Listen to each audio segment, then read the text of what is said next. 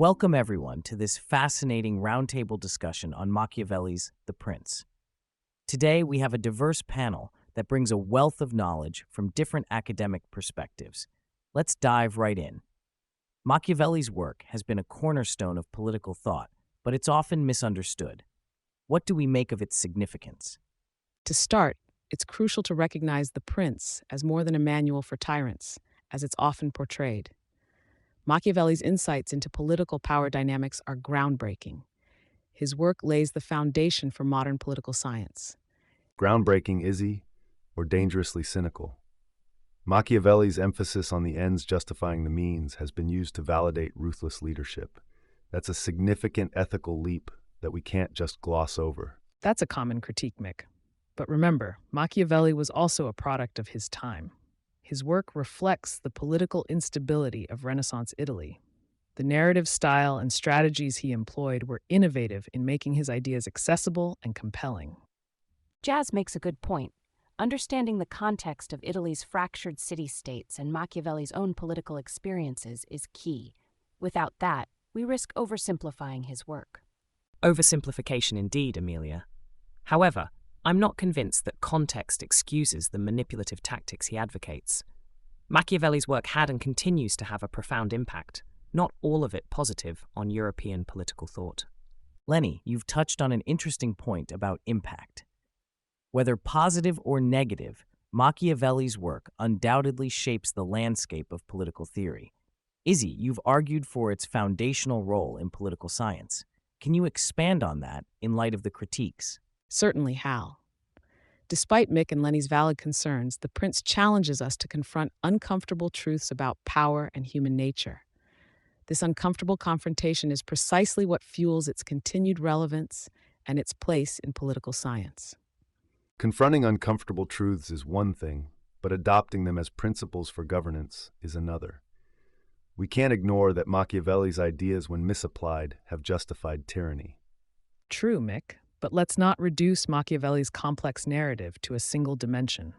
His work, especially in its literary form, allows for multiple interpretations, enriching our discussions about power, ethics, and governance. And those discussions are enriched further when we consider the Renaissance context. The fluctuation of power in Italy provides a canvas for Machiavelli's ideas, giving them a texture that's often missed in modern interpretations. I'm not disputing the richness or the context, Amelia, but we cannot overlook the historical consequences of his ideas. The influence on European rulers has been profound and not always for the better.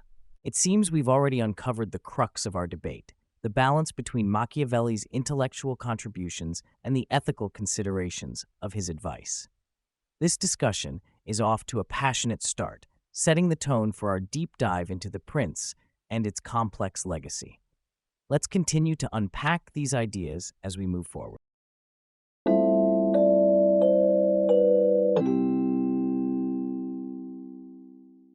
Let's dive into the heart of Renaissance Italy to understand the rich historical canvas upon which Machiavelli paints The Prince.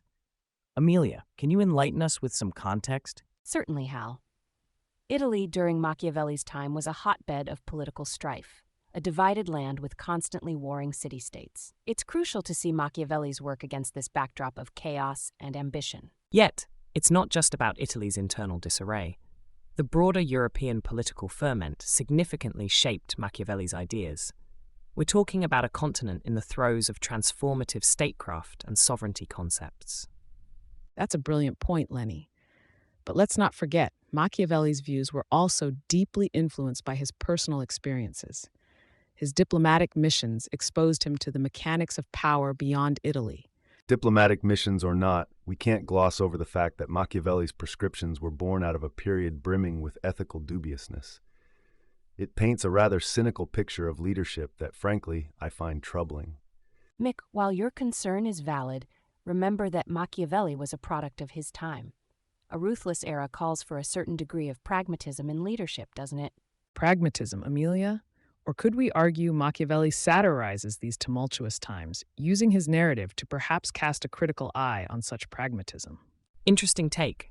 Jazz, But let's not stray too far into interpreting Machiavelli as a satirist without acknowledging his genuine contributions to the discourse on power dynamics in such an era. Yet, Lenny, if we consider the broad view, this understanding of power dynamics still reverberates in today's political thought, thanks to these historical influences. Echoes in contemporary thought or not, we must question the morality of such power dynamics. The historical context shouldn't blind us to the ethical considerations Machiavelli sidesteps. The morality of Machiavelli's era compared to today is an endless debate. However, it's clear that the fragmented Italian city-states and broader European influences shaped a unique political treatise. Our understanding of the prince gains depth when we appreciate the historical turbulence it emerged from.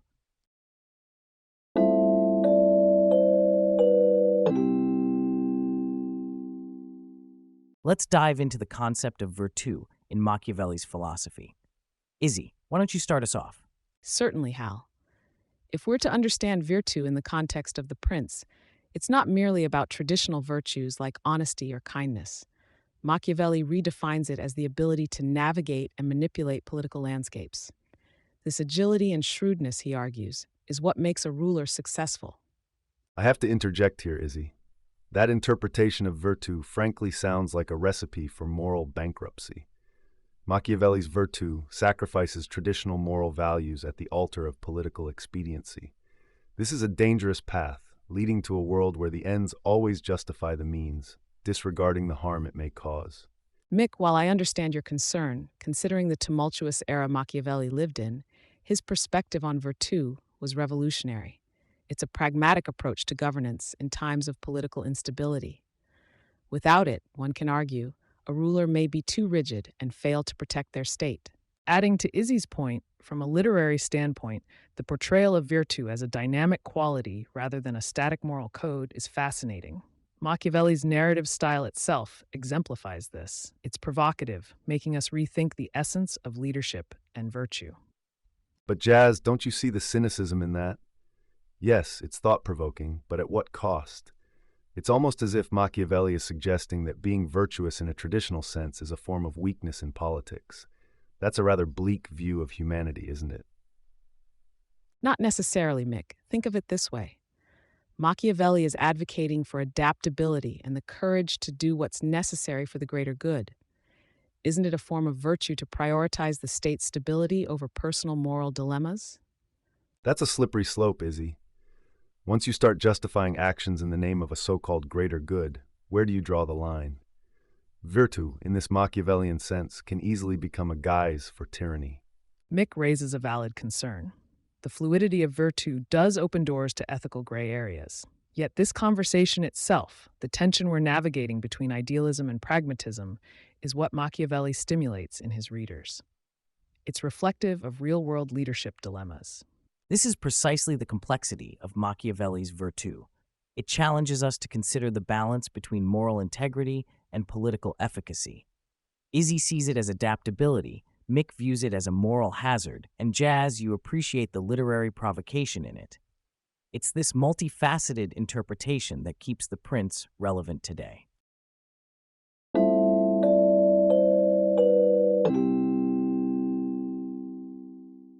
Let's dive into the murky waters of morality and Machiavellian tactics. Mick, I know you've had strong feelings about the ethical dimensions here. Care to kick us off? With pleasure, Hal. To me, the application of Machiavellian tactics is, at its core, a question of ethics.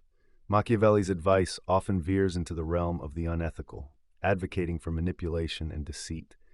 These are not the foundations upon which a just society should be built. But Mick, you're missing the broader context of political efficacy. Machiavelli was less concerned with morality in the abstract and more with what works in practice. Some of his strategies have been instrumental in shaping effective governance. Effective, Izzy, or simply ruthless? If we normalize deceit as a leadership strategy, what does that say about our values as a society? Mick has a point. However, we can't ignore historical instances where Machiavellian tactics have indeed changed the course of history. Think of rulers who've unified fragmented states or repelled invasions. It's a complex issue. Complex, certainly. Yet we cannot deny the results. I'm not advocating amorality, but shouldn't we consider outcomes as well? But at what cost, Izzy? We risk losing our moral compass. It feels like we're circling around the age-old debate of ends justifying the means. Jazz, where do you stand in this literary versus ethical battleground? Well, from a literary perspective, Machiavelli's narrative is laden with these ethical puzzles. Perhaps, instead of viewing his advice as purely pragmatic, we can see it as a satirical commentary on the power dynamics of his time. Could he be mocking the very strategies he describes? A fascinating interpretation, Jazz. But even if it's satire, it has been taken at face value by too many in power. Which only underlines its genius. Whether satire or manual, the prince forces us to confront uncomfortable truths about power and governance. And yet, are we not here to dissect these truths, uncomfortable or not? If history has taught us anything, it's that Machiavelli's observations hold weight. Weight, yes, but at the expense of encouraging cynicism and manipulation as acceptable political tools. All compelling arguments. This debate underscores the timeless relevance of Machiavelli's work. Whether viewed through the lens of historical necessity, political pragmatism, or moral scrutiny, the prince continues to provoke intense debate. Let's wrap up this segment here. We might not agree on the morality of Machiavellian tactics, but this discussion has certainly highlighted the richness of the dialogue around it.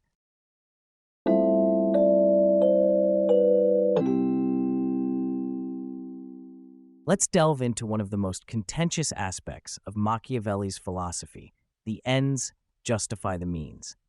Mick, your thoughts to kick us off? Absolutely, Hal. This principle, while pragmatically attractive, stands on ethically shaky ground. It suggests that any action, no matter how morally reprehensible, can be justified if it achieves a desired outcome. This opens a Pandora's box of ethical dilemmas. But Mick, isn't it narrow to dismiss the practicality of this principle outright? In the realm of political leadership, the ultimate goal is the welfare and security of the state. If we're too pigeonholed by ethical puritanism, we might miss out on the bigger picture. Izzy, I hear your point, but there's a dangerous slope here. Once we start justifying actions solely based on outcomes, where do we draw the line? The moral fabric of society starts to unravel. That's an interesting clash of perspectives. However, we cannot ignore how this principle has been echoed in literature and drama throughout centuries, often serving as a critical lens to explore and critique political motives and actions. It's not only a political guideline, but also a cultural mirror reflecting societal values and conflicts. Adding to Jazz's point, from a historical perspective, Machiavelli was product of his time.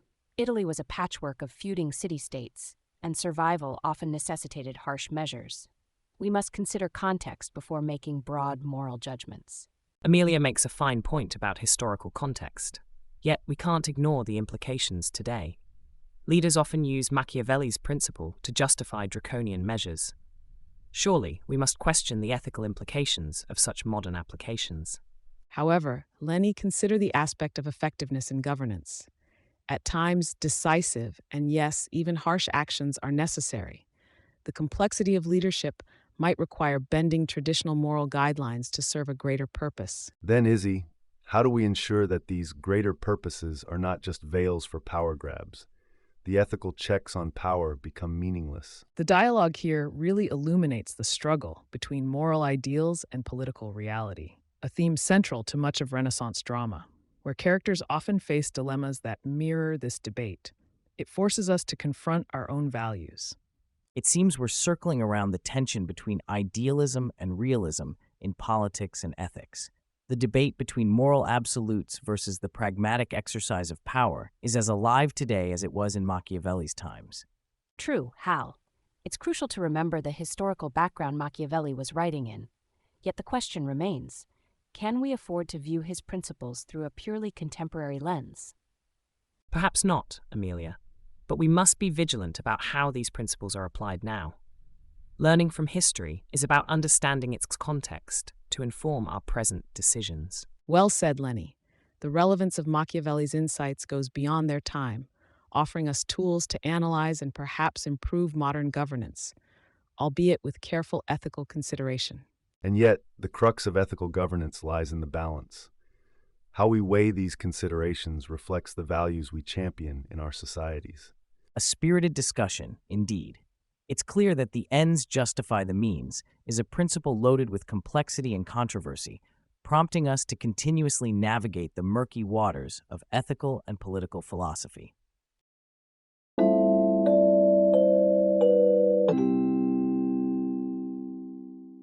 Let's dive into one of Machiavelli's most contentious advisories, the preference of fear over love for rulers.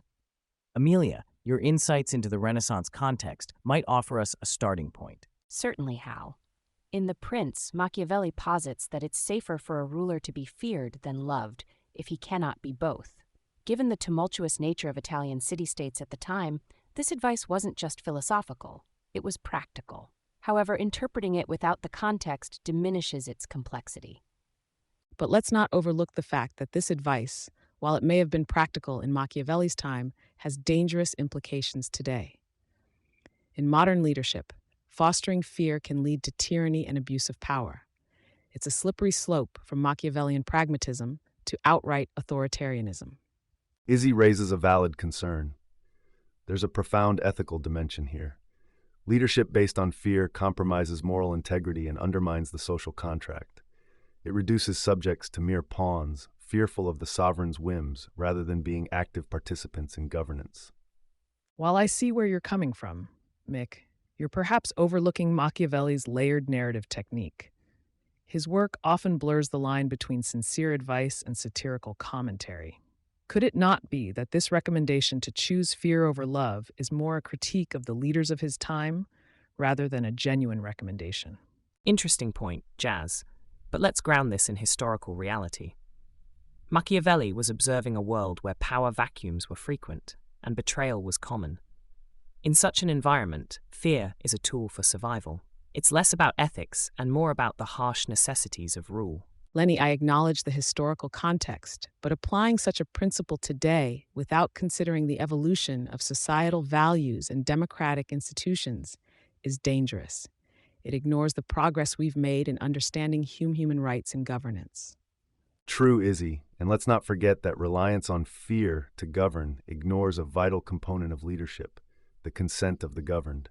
A ruler loved by the people is less likely to face rebellion than one who rules through fear alone. However, Machiavelli wasn't entirely dismissing love. His argument is nuanced. He suggested that while being loved is beneficial, love is fickle, whereas fear is a more reliable tool for maintaining order. In the volatile landscape of Renaissance Italy, order was a prerequisite for survival. This debate underscores the multifaceted nature of Machiavelli's work. On one hand, we have the historical and practical justifications for his stance on fear, as Amelia and Lenny have pointed out. On the other, Izzy and Mick challenge the moral implications of adopting such a stance today. Jazz, you remind us of the importance of interpreting Machiavelli's work within its literary context, which may suggest an alternative reading of his advisories. Each perspective highlights a different layer of complexity in Machiavelli's advice to rulers.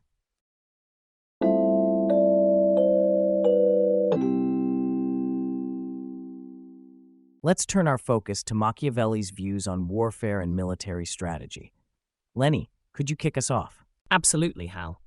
Machiavelli's approach to military strategy was revolutionary. In his eyes, the vitality of a strong, disciplined army, grounded in the traditions of the Roman legions, was non-negotiable. He believed in the strategic use of force, not just as a tool of aggression, but as a means of securing peace. While I see your point, Lenny, I think we oversimplify Machiavelli when we label his strategies as merely revolutionary. In the broader context of political power, his military advice serves as a component of his philosophy on leadership. The force you mentioned was indeed pivotal, but its application was always in the service of political sagacity and survival. Indeed, Izzy. And let's not ignore how Machiavelli utilized the narrative around warfare. Through his rhetoric, he transforms the brutality of war into a kind of art form. This isn't to romanticize violence, but to highlight that for Machiavelli, warfare was a stage on which a prince's virtue and cunning could be displayed. Jazz, I find your romanticization a tad troubling. War, under Machiavelli's guidance, becomes a justification for all manners of ethical shortcuts. Yes, he's pragmatic, but where do we draw the line? If everything is permissible in war and politics, do we not risk descending into tyranny? Mick, that's a valid concern. But remember, Machiavelli lived in an era of constant conflict and power struggles. His advice must be seen within this context. He's not advocating for tyranny, but rather for the survival of the state. And yet, we must question the moral implications of his strategies on today's world. Warfare has evolved, and the stakes are different. Can we still apply Machiavelli's military strategies, given their potential for misuse in contemporary geopolitical conflicts? Amelia raises an important point. The application of Machiavellian tactics in modern warfare and politics must be critically assessed. The principles of strength, discipline, and strategic cunning remain relevant, but they need to be tempered with a global perspective that values human rights and international law. But isn't that precisely Machiavelli's brilliance? His work forces us to confront these ethical dilemmas. He doesn't give us easy answers, because there are none. I'd argue, Jazz, that Machiavelli's lack of easy answers should not absolve us from the moral responsibility of scrutinizing the consequences of his teachings. While confrontation with these dilemmas is inevitable, glorifying Machiavellian strategies without considering their ethical implications is dangerous. What we have here is a broad spectrum of interpretations of Machiavelli's views on warfare, from strategic innovation and the art of war narrative to the stark critique of the ethical implications of his advice. It's clear that Machiavelli's work provokes a crucial debate on the balance between pragmatic strategies and moral responsibilities in leadership and governance. This conversation, complex and heated as it may be, underscores the enduring relevance and controversy of Machiavelli's ideas.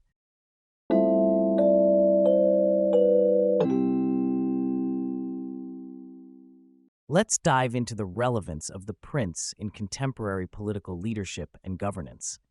Izzy, you argue Machiavelli is more relevant today than ever. Can you start us off with your perspective? Absolutely, Hal. The core of Machiavelli's argument, being adaptable, strategic, and at times ruthless, is quintessential in today's political landscape. The fluidity of global politics with its shifting alliances and power dynamics virtually demands a Machiavellian approach to leadership. I must interject, Izzy. While adaptability is certainly valuable, the moral cost of employing Machiavellian tactics can be prohibitively high. In an era where transparency and ethics are increasingly demanded by the public, Machiavellianism seems antithetical to genuine leadership. But Mick, you're overlooking the fact that Machiavelli himself was not prescribing immorality but realism. The effectiveness of a leader, according to him, comes from understanding and navigating the realpolitik of their times. And yet, Mick does have a point. The ethical implications cannot be brushed aside. The Machiavellian approach can justify actions that harm many for the sake of maintaining power. Is that a leadership model we want to endorse in the 21st century? To Amelia's point, history shows us leaders who have taken Machiavelli's teachings to heart, and their reigns are often marked by fear and oppression. Yet, it's this very historical perspective that illustrates the durability of Machiavelli's insights. Leaders continue to face the same fundamental challenges of power and governance as they did in the Renaissance. Lenny, you're right. Historical continuity in leadership challenges is undeniable. Yet we need to discern between using Machiavelli as a manual for manipulation and drawing on his insights to navigate the complexities of modern governance. It's a slippery slope, Izzy. Once we start justifying Machiavellian tactics for some perceived greater good, where do we draw the line? Ethical governance should be our aim, not power retention at all costs. I see the tensions between the practicalities of governance and ethical considerations are as relevant today as in Machiavelli's time. Jazz, what's your take on this discussion from a cultural perspective? Well, if we look at how Machiavelli has been interpreted in literature and media, there's a fascination with the ruthlessness he's associated with. It reflects a societal ambivalence, admiration paired with fear. This duality, I think, mirrors the complexity of political leadership itself. We're drawn to strong leaders, but we're wary of the very tactics that secure their power. That's an excellent observation, Jazz.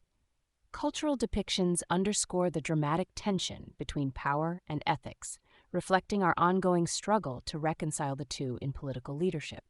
It seems then that our discussion circles back to a fundamental question. Can leadership be both effective and ethically sound? Or is Machiavelli's pragmatic approach to power unavoidable? A provocative question to ponder as we continue to navigate the intricate dance of leadership, power, and ethics. This discussion clearly illustrates the multifaceted legacy of Machiavelli's The Prince and its enduring relevance to debates about political leadership and governance.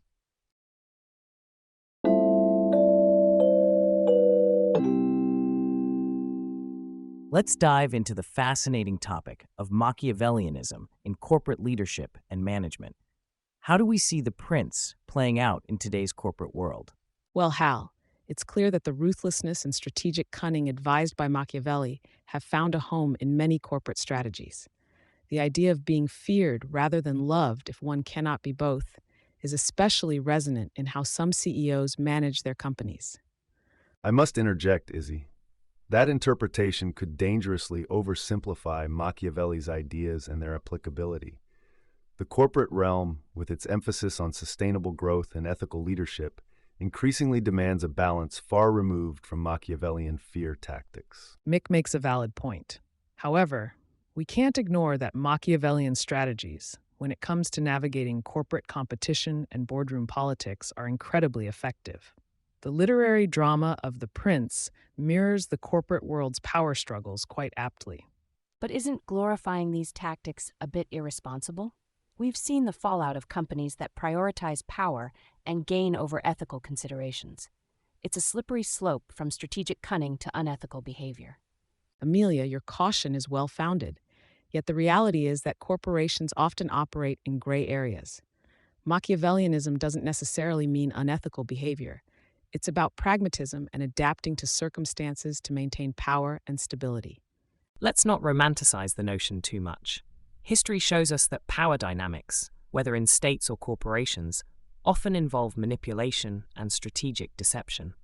The difference lies in the consequences of these actions. In the corporate world, they can lead to success or catastrophic failures. And yet, isn't that exactly why we must critique the blanket adoption of Machiavellian principles in business? The end does not always justify the means, especially when stakeholders' livelihoods are at risk.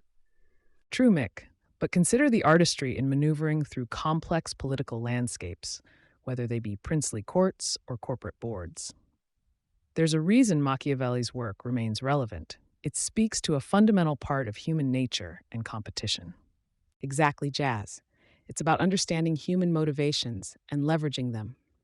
In a corporate leadership context, Machiavellian tactics are tools. How they're used determines their moral standing. So it seems we're circling around the contentious balance between Machiavellian strategic brilliance and its ethical implications. Is it fair to say that while Machiavelli's insights are valuable, their application in the corporate world demands a careful ethical consideration? Absolutely, Hal. Understanding the historical and cultural context of The Prince can provide modern leaders with perspective on these strategies' potential costs and benefits. Agreed. Understanding context is crucial. Though let's not forget that the cutthroat competition of today's marketplaces often rewards those who harness Machiavellian strategies effectively, albeit with a modern, ethical twist. I'll concede that point, Lenny, but with a warning. Let's not lose sight of the ethical frameworks that guide responsible leadership. The dangers of justifying any means for desired ends remain as acute today as in Machiavelli's times. A heated yet enlightening discussion, as always. It's clear that Machiavelli's The Prince offers complex lessons for modern corporate leadership, wrapped in ethical, strategic, and historical layers.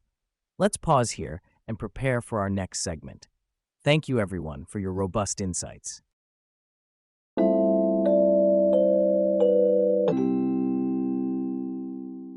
Let's pivot to discussing the literary and cultural impact of The Prince. Jazz, can you kick us off with your thoughts on Machiavelli's influence in Renaissance literature? Of course, Hal.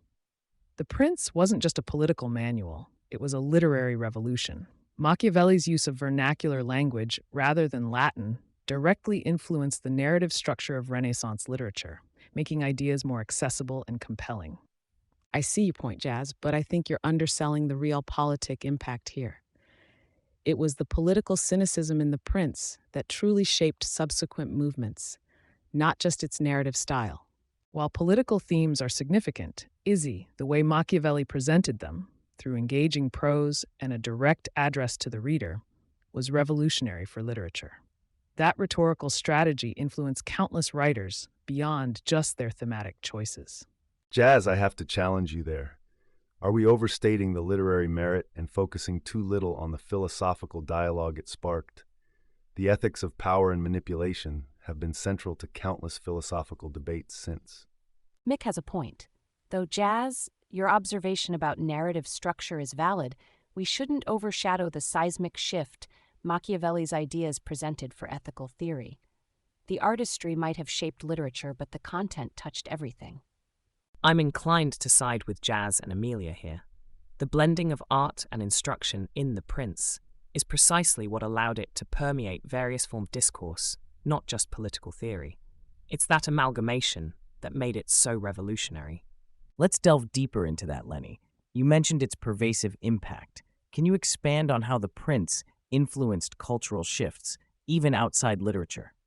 Certainly. Beyond literature, The Prince influenced the visual arts and theatre, spurring a more nuanced portrayal of political life and the machinations of power. It's that Machiavellian lens, viewing the world in shades of grey rather than black and white, that was transformative. On that note, Lenny, the Renaissance itself was a period of re-evaluation of humanist values versus the harsh realities of political life. Machiavelli's work embodies this tension, pushing artists and thinkers of the time to grapple with these themes in their work. Still, Amelia, we mustn't romanticize. The application of Machiavellian principles, especially in leadership and governance, has had its dark sides. It's a testament to its influence, yes, but it's a complex legacy. It seems, then, we're recognizing the multifaceted impact of The Prince on both literature and culture broadly. Jazz, you expressed how narrative structure was influenced. Mick, you countered with the philosophical. And Amelia and Lenny, you've highlighted its broader cultural resonance. It's clear The Prince holds a complex place in our understanding of the Renaissance and beyond. Indeed, Hal. And despite our varied viewpoints, it's this very complexity that has cemented The Prince in the annals of history, not just as a political treatise, but as a cornerstone of cultural and intellectual discourse. Precisely, Mick. It's that intricate weaving of form and function that has allowed The Prince to endure. Whether we agree with Machiavelli's ideas or not, we're still captivated by them, debating their merit hundreds of years later. A spirited discussion, everyone. It's evident that The Prince remains a subject of both admiration and contention, reflecting its enduring legacy across multiple domains.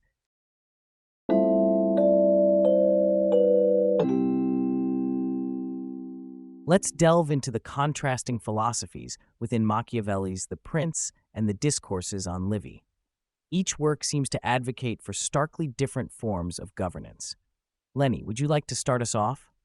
Certainly, Hal. It's essential to understand that The Prince is often interpreted as a guide for autocratic rule, whereas the Discourses champions the virtues of republican governance. But I think the stark contrast people assume exists between the two is somewhat overblown. Overblown? I must disagree, Lenny.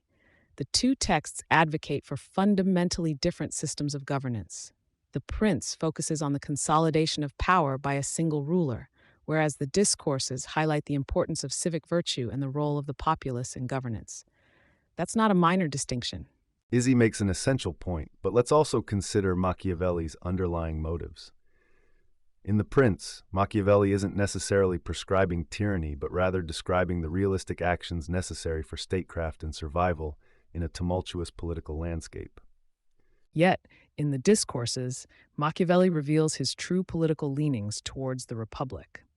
The stark difference is in the moral underpinning of the texts. The Prince acts more as a survival guide for rulers in difficult times, while the Discourses idealizes a participatory form of governance. I'd like to add to Jazz's point.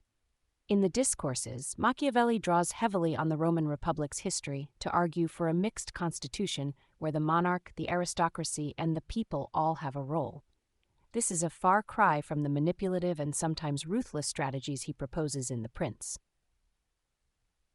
All right, I concede that the texts advocate for different systems of governance. However, isn't it fascinating how Machiavelli seems to be playing both sides? Perhaps this was his way of exploring all facets of power, illustrating that the form of governance matters less than the wisdom with which it's enacted. While it's an interesting angle, Lenny, I'd argue against the notion that Machiavelli was simply exploring all sides without preference. It's quite clear, especially in his personal correspondences, that he favored a republic. The Prince was more a pragmatic response to current events, a manual for maintaining power in times of political strife, not a personal endorsement of tyranny. To add to what Izzy said, one cannot overlook the influence of context. The Prince was written after Machiavelli's expulsion from Florentine politics, a period of reflection and perhaps even cynicism about the political processes he witnessed. Contrastingly, the Discourses was penned during a later period, possibly when he had a more philosophical and less reactionary outlook towards governance.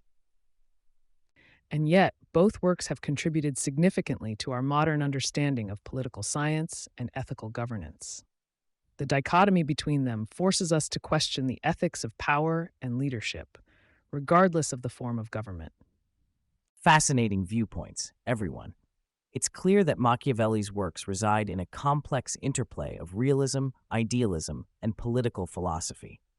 The tension between The Prince and the Discourses on Livy reminds us of the enduring challenges in balancing effective governance with ethical considerations. Shall we further explore how these themes manifest in contemporary politics?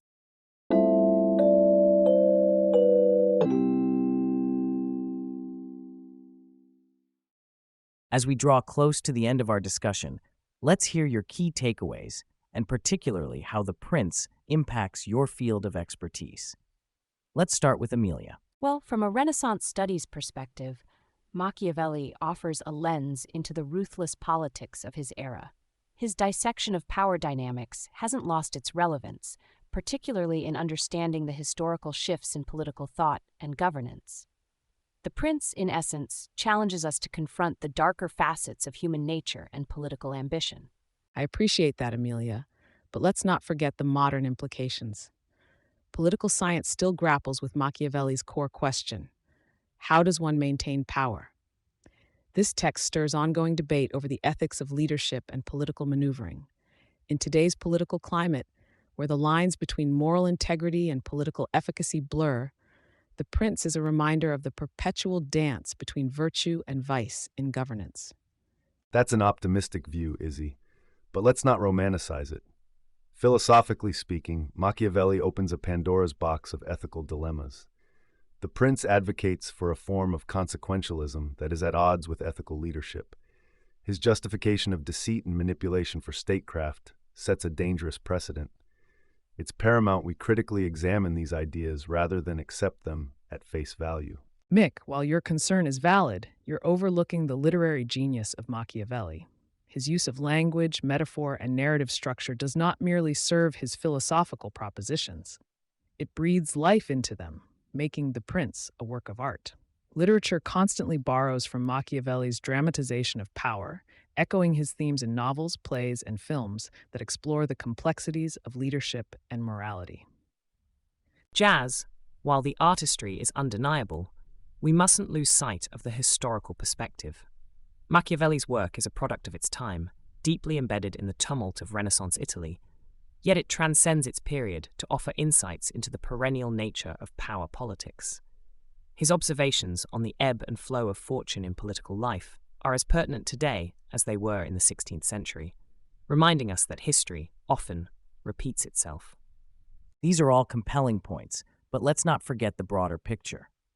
The Prince has indubitably left an indelible mark across disciplines, from political science and philosophy to literature and history. The tension between ethical leadership and political necessity, the exploration of human nature and the use of power, continue to provoke debate. Precisely how but we must be cautious in how we apply Machiavelli's teachings. The relevance is there, but the application must be nuanced, avoiding the pitfalls of Machiavellianism in favor of a more balanced approach to leadership and governance. A nuanced application? Machiavelli hardly champions nuance when it comes to wielding power. The real danger lies in romanticizing a figure who essentially legitimizes tyranny. I'd argue, however, that understanding the prince equips us to recognize and critique such tyrannical tendencies in leadership, historically and in contemporary society. And let's not discount the value of engaging with Machiavelli from a literary standpoint. Doing so enriches our understanding of narrative's power in shaping political discourse. Indeed, the interdisciplinary dialogue surrounding the prince underscores its enduring relevance and the necessity of examining it from multiple angles. A spirited discussion, as always. It's clear the prince remains a critical touchstone in our endeavor to understand the complexities of leadership, ethics, and power. Each of your perspectives highlights the multifaceted impact of Machiavelli's work, demonstrating its perseverance in academic and philosophical debates. Thank you all for a dynamic and thoughtful discussion.